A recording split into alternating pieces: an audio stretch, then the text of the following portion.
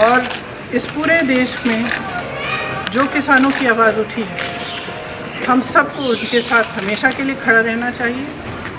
किसान की बहुत समस्याएं हैं, आज हर तरफ से मजबूर है, हर तरफ से वो कर्ज में डूबा हुआ है। मैं ललितपुर गई, ललितपुर में भी आपने देखा कि खाद की लाइन में खड़े खड़े उनकी मृत्यु हो गई। कुछ किसानों ने आत्महत्या की।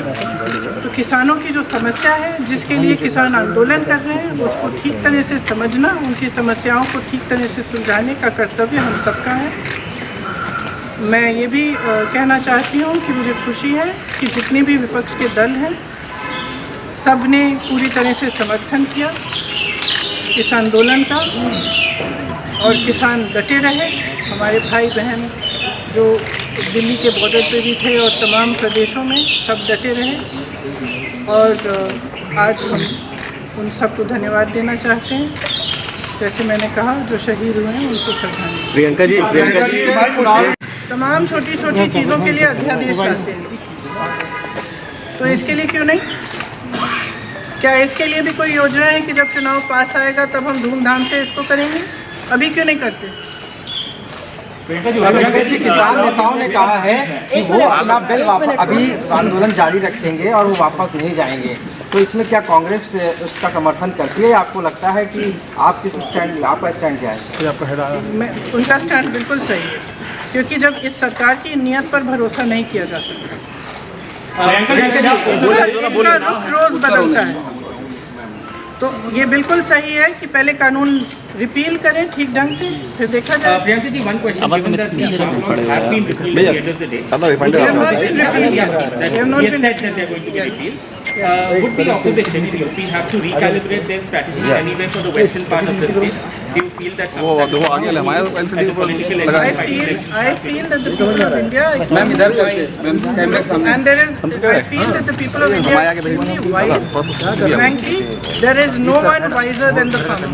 He knows what is good for him. He knows who stands up for him, and he has seen what this government has done, not just with the farm laws, but progressively over the last 7 years, to weaken him and to ensure that agriculture is handed over to certain large industrialists, which will not ensure the safety and security of the farmer. Priyanka ji ये बताइए कि उत्तर प्रदेश के साथ साथ उत्तर प्रदेश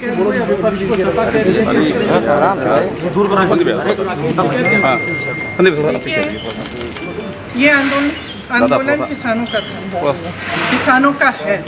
अपने हक की लड़ाई किसान लड़े, शहीद किसान हुए। तो मुझे नहीं लगता कि किसी भी राजनीतिक पार्टी को इसका श्रेय लेने की कोशिश भी करनी चाहिए, वो उचित नहीं है। किसानों का ये आंदोलन है, हम सब किसानों का समर्थन हम सब ने किया, हम सब उनके साथ डटे रहे, हम सब उनके साथ खड़े रहे। लेकिन जिसका आंदोलन है, जिसने किया है, उसी पर। प्रियंका जी उत्तर प्रदेश और पंजाब दोनों के चुनाव है, एक एक करके ले लीजिए 20 सवाल, ऐसे नहीं आ पाएगा। आप बोलिए। मैं कह रहा प्रियंका जी कि उत्तर प्रदेश नीचे करो यार, भैया देखो भैया, ट्राइपॉड नीचे करो मेरा भाई, तुम कहाँ है यार? कहा था पहले नीचे रहो यार। प्रयास होंगे जैसे दादा आप भाई, अरे यार हम जो आज देख रहे हैं वो हमारे पीछे और अहंकार की हार। तो सरकार समझ रही है कि जब देशवासी, जब किसान खड़ा हो जाता है, जब डटा रहता है, तो उसी को झुकना पड़ता है। और ये मेरी तो आशा है कि आगे भी जो गलत कार्य ये सरकार करती है, जो गलत कानून लाती है, उनका विरोध होना चाहिए और सबको एकजुट होकर खड़ा होना चाहिए और सरकार को झुकना ही पड़ेगा। मेरे भाई ने शायद पिछले साल ही कहा था, एक बयान दिया था, मैम, जो अंत में सरकार को झुकना ही पड़ेगा, क्योंकि किसान की जो शक्ति है इस देश में सबसे बड़ी शक्ति है। भाई देखो, हम तो प्रियंका जी, ये देश किसानों ने बनाया। दादा थोड़ा सा, उत्तर प्रदेश और पंजाब दोनों जगह चुनाव, प्लीज। पंजाब पर अभी भी जब वो अपने एक तरह से जो उन्होंने गलत किया है उसको पहचान रहे हैं, इसीलिए वो आज भाषण दिया उन्होंने। लेकिन अभी भी ये एक फ़र्क बनाना चाहते हैं कि ये किसान जो आंदोलन कर रहे हैं ये अलग हैं और बाकी देश के किसान अलग हैं। ये बात बिल्कुल गलत है।